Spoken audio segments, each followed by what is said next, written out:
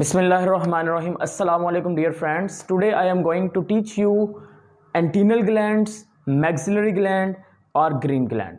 Dear friends, इस topic में जो चीज़ें डिस्कस करनी है और जिनके ऊपर फोकस रहेगा उनमें पहला पॉइंट ये है कि हमें कन्फ्यूजन रहती है क्या एंटीनल ग्लैंड ही मैक्सिलरी ग्लैंड है। अगर एंटीनल ग्लैंड मैक्सिलरी ग्लैंड है तो उनको दूसरा नाम क्यों दिया गया और उनके अंदर कौन कौन से डिफरेंसेस हैं और कौन कौन सी सिमिलैरिटीज़ हैं। उसके बाद हम ये देखेंगे कि जो आपके पास एंटीनल ग्लैंड्स होते हैं डियर फ्रेंड्स, ये इनवर्टिब्रेट्स के अंदर मौजूद होते हैं, यानी कि क्रिस्टोशंस के अंदर मौजूद होते हैं। तो इन्वर्टिब्रेट्स को स्टडी करने के दौरान दो चीज़ें लाजमी तौर पे पता होना चाहिए, एक तो हीमोसील के बारे में और दूसरा है हीमोलिम्फ, तो वो भी देखेंगे। उसके बाद हम ये देखेंगे कि जो एंटीनल ग्लैंड्स हैं वो किस तरह से काम करते हैं और जो एक्सक्रीटरी प्रोडक्ट हैं क्रिस्टोशंस के वो कैसे प्रोड्यूस होते हैं और वो किसके ऊपर डिपेंड करते हैं और इनका जो एक्सक्रीटरी सिस्टम है वो कैसे काम करता है और क्या कौन सा होता है। अगर हम वर्टिब्रेट्स की बात कर लें, थोड़ा सा कंपैरिजन कर लें, अगर वर्टिब्रेट्स की बात कर लें तो वर्टिब्रेट्स में एक्सक्रीटरी जो सिस्टम है वो किडनीज के ऊपर और नेफ्रॉन्स पर मुश्तमिल होता है, लेकिन यहाँ पर ना तो किडनी है ना ही नेफ्रॉन है। वहां पर ब्लड को फिल्टर किया जाएगा, यहां पर ब्लड को फिल्टर नहीं करते बल्कि ब्लड की तरह का एक फ्लूइड होता है जो इनकी बॉडी में मौजूद होगा, उसको हम नाम देंगे हीमोलिम्फ का नाम देते हैं। वर्टिब्रेट्स की बात करें तो वर्टिब्रेट्स में जो ब्लड होता है वो ब्लड वेसल्स में फ्लो करता है, आर्टरीज, वेन्स और कैपिलरीज के नेटवर्क में, लेकिन इनमें ओपन सर्कुलेटरी सिस्टम होगा, किसी किस्म की कोई ब्लड वेसल्स मौजूद नहीं होती। अलबत्ता इनके अंदर हार्ट मौजूद होगा जो हीमोलिम्फ को पंप लाजमी तौर पर करेगा। तो चलिए स्टार्ट करते हैं। डियर फ्रेंड्स, चूंकि हम इनवर्टिब्रेट्स को स्टडी कर रहे हैं तो पहले आपको पता होना चाहिए हीमोसील के बारे में। किसके बारे में? हीमोसील के बारे में। तो मैं आपको बताना चाहूंगा डियर फ्रेंड्स, जो इनवर्टिब्रेट्स होते हैं, इनवर्टिब्रेट्स की जो बॉडी कैविटी होती है ना, ये जो खाली जगह है, ये देखें, ये जो खाली जगह है, this body cavity is known as a haemocoel. उनकी बॉडी के अंदर जो खाली जगह है, जो कंपार्टमेंट्स हैं, वो हीमोसील हैं और उन कंपार्टमेंट्स के अंदर जो ब्लड की तरह, ब्लड नहीं बल्कि ब्लड की तरह का जो फ्लूइड मीडियम होगा उसको हम क्या नाम दे देंगे? This one is known as, उसको हम नाम दे देंगे हीमोलिम्फ का नाम देते हैं। तो दो बेसिक चीजें हमने देख ली, हीमोसील और हीमोलिम्फ के बारे में। अब ये इंपॉर्टेंट इसलिए थी बिकॉज जब हमने वर्किंग पढ़नी है तो उसमें ये इसका यूटिलाइज होना है, दैट्स व्हाई हमने इसको देखा है। अब देखें यहां पर एक्सक्रीटरी प्रोडक्ट, अगर हम एक्सक्रीटरी प्रोडक्ट की बात करते हैं क्रिस्टोशंस की, तो क्रिस्टोशंस के अंदर जो एक्सक्रीटरी प्रोडक्ट है वो तीनों तरह के बनते हैं, ammonia, urea and uric acid. लेकिन इनके एक्सक्रीटरी प्रोडक्ट की जो नेचर होगी that depends on the external environment. For example dear friends, अगर तो क्रिस्टोशंस जो हैं वो ऐसे इन्वायरमेंट के अंदर मौजूद है जहां पर वाटर इजीली अवेलेबल है, देन वो उनका जो एक्सक्रीटरी प्रोडक्ट होगा वो क्या होगा? वो अमोनिया होगा। अगर वाटर इज फ्रीली अवेलेबल या इजीली अवेलेबल या मोर अवेलेबल होगा तो देन वो क्या होगा डियर फ्रेंड्स? उनका जो एक्सक्रीटरी प्रोडक्ट है वो अमोनिया होगा। अदरवाइज वो अमोनिया को कन्वर्ट कर देंगे यूरिया और यूरिक एसिड के अंदर, बिकॉज जो अमोनिया है वो टॉक्सिक इन नेचर होता है और इसको रिमूव करवाने के लिए 1 ग्राम रिमूव करवाने के लिए 500 मिलीलीटर वाटर भी रिक्वायर्ड होता है। खैर नेक्स्ट देखें, अगर हम इनके अंदर एक्सक्रीटरी ऑर्गन्स की बात करते हैं, अब हमें यह तो पता चल गया कि इनके अंदर जो एक्सक्रीटरी प्रोडक्ट है वो अमोनिया होगा, यूरिया होगा, ये यूरिक एसिड होगा, लेकिन हमने ये देखना है कि अमोनिया, यूरिया और यूरिक एसिड असल में रिमूव कैसे हो रहे हैं। तो देखिए डियर फ्रेंड्स, यहां पर इनको रिमूव करवाने के चंद एक सिंपल मैकेनिज्म भी हैं और कॉम्प्लेक्स स्ट्रक्चर्स भी होती हैं। अब सिंपल मैकेनिज्म ये है कि ये जो क्रिस्टोशंस हैं, कुछ क्रिस्टोशंस ऐसे होते हैं जो कि अपना वेस्ट मटेरियल जैसे कि अमोनिया वगैरह उसको रिलीज करवा देते हैं गिल्स के जरिए से। तो कैसे रिलीज करवाएंगे? वो गिल्स के जरिए से रिलीज करवा देते हैं, ब्लड के अंदर डिफ्यूज कर देंगे, ब्लड से निकालकर उसको जो एक्सटर्नल वाटर होगा वहां पर क्या कर देंगे? डिफ्यूज कर देंगे, यानी कि रिमूव वेस्ट मटेरियल। लेकिन आपने ये याद रखना है कि वेस्ट मटेरियल रिमूव तो करेंगे लेकिन किस प्रोसेस के जरिए से? That will be a simple diffusion. तो सिंपल डिफ्यूजन के जरिए से इनके बॉडी से वेस्ट मटेरियल एक्सटर्नल वाटर के अंदर मूव कर जाएंगे, तो ये प्रोसेस जो होगा उसको हम नाम दे देंगे एक्सक्रीशन का। अब सेकंड डियर फ्रेंड्स, कुछ क्रिस्टोशंस ऐसे होते हैं जो कि मैरीन इन्वायरमेंट के अंदर मौजूद हैं और कुछ क्रिस्टोशंस ऐसे हैं जो कि एक्वेटिक इन्वायरमेंट के अंदर मौजूद हैं और कुछ क्रिस्टोशंस टेरेस्ट्रियल इन्वायरमेंट पे मौजूद हैं। अब यहाँ पर सोचने की बात यह है कि क्या सारे क्रिस्टोशन जो कि एक्वेटिक एनवायरनमेंट में है वो सब के सब क्या गिल्स वाला मैकेनिज्म इस्तेमाल करते हैं? नहीं, ऐसा बिल्कुल पॉसिबल नहीं है। सिर्फ चंद एक क्रिस्टोशन गिल मैकेनिज्म सिस्टम यूज करेंगे। बाकी जो क्रिस्टोशन हैं वो चाहे मैरीन के अंदर हैं या फ्रेश वाटर में हैं, वो एंटीनल ग्लैंड और मैक्सिलरी ग्लैंड को ज्यादा प्रेफर करेंगे। अब एंटीनल ग्लैंड के बारे में देख लें और इसका कुछ स्ट्रक्चर देख लें। डियर फ्रेंड्स, एंटीनल ग्लैंड्स, अगर हम एंटीनल ग्लैंड्स की बात करते हैं तो देखिए जरा, पहले तो ये एक आपके पास क्रेफिश है, इसकी स्ट्रक्चर को देख लें। क्रेफिश के देखें यहां पर आपके पास ये एंटीनी बाहर की जानिब निकले हुए हैं। This one is the first antennae और ये आ गया सेकंड एंटीनी। अब सेकंड एंटीनी के बिल्कुल करीब वाली साइड पर, ये नीचे वाली साइड पर देखें तो यहां पर एक एक्सटर्नल पोर दिखाई दे रहा है जहां से वेस्ट मटेरियल ने रिमूव होना है। और ये जो स्ट्रक्चर डियर फ्रेंड्स आपके पास है, इस स्ट्रक्चर को क्या नाम दे देंगे? इसको हम नाम देंगे एंटीनल ग्लैंड का। इसको एंटीनल ग्लैंड इसलिए कह रहे हैं बिकॉज इसकी जो ओपनिंग है वो कहां पर मौजूद है? At the base of the antennae. कहां पर मौजूद है?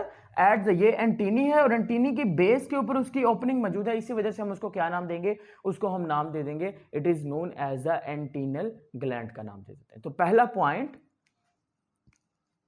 ओपनिंग कहां पर होगी? एंटीनल ग्लैंड की जो ओपनिंग होगी, opening at the base of, किसकी बेस पे है डियर फ्रेंड्स? देखिए जरा, एंटीना या एंटीनी कह दें, ठीक है? एंटीना और एंटीनी एक ही बात है। ओके, अब पॉइंट नंबर सेकंड है कि ये काम कैसे करता है और ये किन के अंदर होता है। डियर फ्रेंड्स, चंद क्रूस्टोशियंस, जैसा कि मैं यहां पर लिख देता हूं, जैसा कि यहां पर डायग्राम भी बनाई गई है क्रेफिश की, इसके साथ साथ अगर मैं बात कर लेता हूं क्रैब्स की, तो इनके अंदर आपको क्या देखने को मिलेगा? इनके अंदर आपको एंटीनल ग्लैंड्स देखने को मिलेंगे। अब एंटीनल ग्लैंड की वर्किंग कैसे होगी? डियर फ्रेंड्स, ये इनकी बॉडी कैविटी है और मैंने इनकी बॉडी कैविटी को नाम क्या दिया था? This one is known as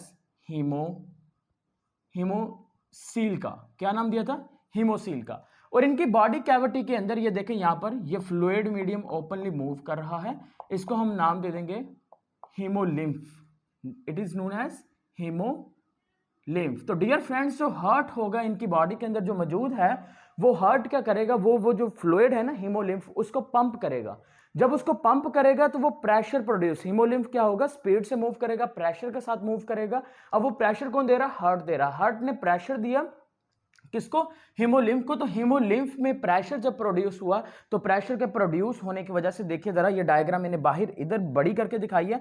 तो हीमोलिम्फ सपोज करें यहां पर था, पीछे से हार्ट ने प्रेशर किया, हार्ट के प्रेशर देने की वजह से जो हीमोलिम्फ होगा, हीमोलिम्फ डियर फ्रेंड्स, यहां पर जो एंड सैक होगा, एंड सैक में पोर्स होंगे, जिसकी वजह से जो हीमोलिम्फ होगा, हीमोलिम्फ के अंदर जितना भी वाटर होगा, अमाइनो एसिड होगा, ग्लूकोज होगा, वो सारे का सारा उस हीमोलिम्फ से निकलकर कहां पर आ जाएगा? That comes into the primary urine के अंदर। कहां पर आ गया? Primary urine. अब प्राइमरी यूराइन क्या होता है?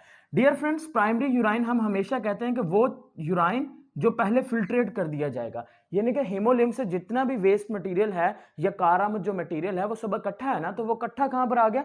वो लैबिरिंथ के अंदर आ चुका है। और वो जो स्ट्रक्चर होगा, वो जो यूराइन है, उसको हम क्या नाम दे देंगे? This one is known as primary urine का नाम दे देंगे। अब डियर फ्रेंड्स, प्राइमरी यूराइन बन गया, तो प्राइमरी यूराइन कहां पर आएगा? ये एंड सैक से आगे की तरफ मूव करके लैबिरिंथ में आ जाएगा। लैबिरिंथ का फंक्शन क्या होता है? लैबिरिंथ का फंक्शन ये होता है कि जितनी भी रीअब्जॉर्प्शन होती है, मोस्टली जो रीअब्जॉर्प्शन है, जैसे कि अमाइनो एसिड्स की रीअब्जॉर्प्शन की बात कर लें, या फिर अगर मैं बात कर लेता हूं यहाँ पर ग्लूकोज की, या फिर चंद एक साल्ट्स, चंद एक आइंस और साल्ट्स की अगर हम बात कर लेते हैं, तो उनकी जो रीअब्जॉर्प्शन की जो जिम्मेदारी होती है, वो किसके पास होता है काम? वो होता है लैबिरिंथ के पास।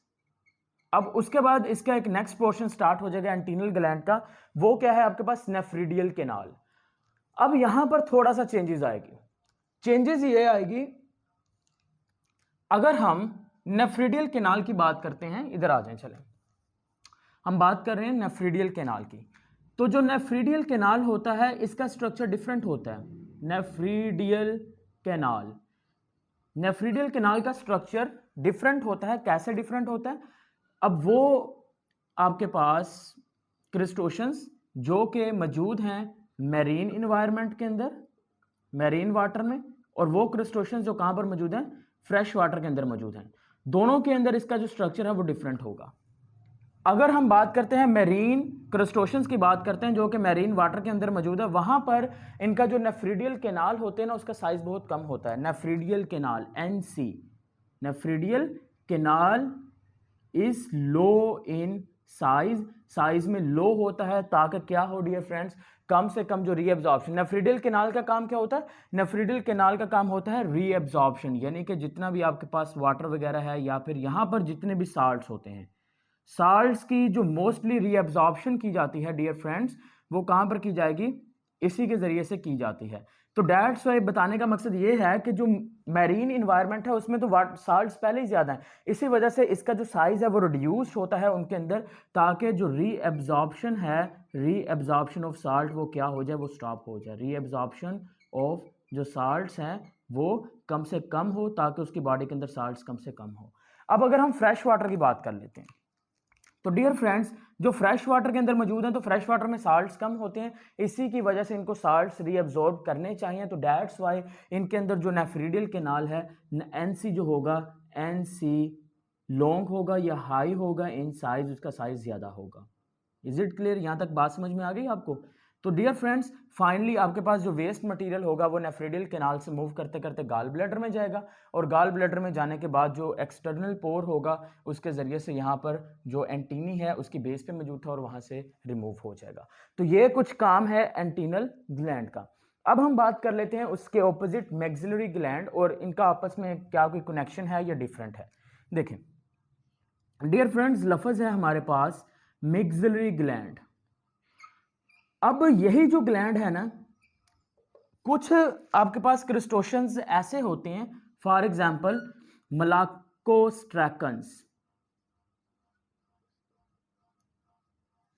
मलाकोस्ट्रैकन्स डियर फ्रेंड्स, जैसे कि श्रिम्प एक्सेट्रा, इनके अंदर क्या होता है कि इनके अंदर यही ग्लैंड होंगे, लेकिन होगा कुछ यूं कि उन ग्लैंड्स की जो ओपनिंग होती है ना, वो एंटीनी की बजाय, बल्कि यहां पर देखें this one is the first maxilla and this one is the second maxilla. तो जो इनकी जो ओपनिंग होगी वो कहां पर होगी? वो एंटीना की बेस की बजाय कहां पर होगी? वो होगी at the base of the maxilla. कहां पे होगी? बेस ऑफ मैक्सिला, मैक्सिला की बेस पे होगी। और मैक्सिला कौन सा होगा? मैक्सिला नंबर 2, जो मैक्सिला नंबर 2 है वहां पर होगा। इसी तरह से जो एंटीनल ग्लैंड है उसकी जो ओपनिंग होगी वो एंटीना नंबर 2 पे होगी। मैक्सिलरी की बेस ऑफ द मैक्सिला, और मैक्सिलरी कौन सा होगा? वो आपके पास 2 होगा, जहां पर उसकी ओपनिंग क्या होगी? मौजूद होगी। तो डियर फ्रेंड्स ये भी उसी तरह से ही काम करेगा, यानी कि बॉडी से वेस्ट मटीरियल जो होगा वो फिल्टर होकर कहाँ पर आ जाएगा? वो आ जाएगा सैक में, फिर आगे वो प्राइमरी यूराइन होगा, प्राइमरी यूराइन से रीअब्जॉर्प्शन का प्रोसेस होता है, और उसके बाद फाइनली आपके पास जो वेस्ट मटेरियल होता है वो बॉडी से रिमूव कर दिया जाता है। एट द एंड हम ये बताते हैं, क्योंकि ये एक्सक्रीटरी सिस्टम है क्रस्टोशियंस के अंदर, तो क्रस्टोशियंस का जो एक्सक्रीटरी सिस्टम होता है उसमें 2 प्राइमरी और सेकेंडरी फंक्शन होते हैं। इनका जो प्राइमरी फंक्शन होता है डियर फ्रेंड्स, वो आपको याद रखना चाहिए कि इनका जो प्राइमरी फंक्शन है, प्राइमरी फंक्शन हमेशा होता है रीअब्जॉर्प्शन का। प्राइमरी फंक्शन क्या है इनका? इनका अगर प्राइमरी फंक्शन की बात करें तो ये हमेशा रीअब्जॉर्प्शन की काम करते हैं, और इनका जो सेकेंडरी फंक्शन होता है वो होता है इनका एक्सक्रीशन। तो देखिए ज़रा, ये थोड़ा सा डिफरेंट है, यानी कि मोस्टली एक्सक्रीटरी सिस्टम का प्राइमरी होना चाहिए एक्सक्रीशन, लेकिन इनका प्राइमरी रीअब्जॉर्प्शन है, और सेकेंडरी क्या है? Waste of removal of waste material from the body, यानी कि एक्सक्रीशन है। और at the end dear friends जो एंटीनल ग्लैंड है और मैक्सिलरी ग्लैंड है उसके अंदर यही सिर्फ फर्क था कि वो बेस वहाँ पर है, वो यहाँ पर मौजूद है, वर्किंग एक जैसी है। और इनको हम एक और नाम देते हैं, इनको हम नाम देते हैं डियर फ्रेंड्स ग्रीन का भी, ग्रीन ग्लैंड्स भी कहा जाता है। इनको ग्रीन ग्लैंड्स के कहने की वजह यही होती है कि इनका जो कलर होता है डियर फ्रेंड्स वो ग्रीन होता है। दैट्स वाई हम इनको क्या नाम देते हैं? This one is also known as a green gland का नाम दिया जाता है। सो होप सो आपको डियर फ्रेंड्स ये काफ़ी हद तक क्लियर हो चुका है। अगर फिर भी आपका कोई क्वेश्चन है, कोई कन्फ्यूजन है, तो आप कमेंट के फॉर्म में हमसे पूछ सकते हैं। एंड अगर आपको लेक्चर अच्छा लगे तो लाइक कीजिए, और अगर आपको कोई और लेक्चर चाहिए तो देन आप हमें वो भी बता सकते हैं। इंशाल्लाह आपको बहुत जल्द उसकी वीडियो भी प्रोवाइड की जाएगी। तब तक के लिए स्टे कनेक्टेड एंड अल्लाह हाफिज़।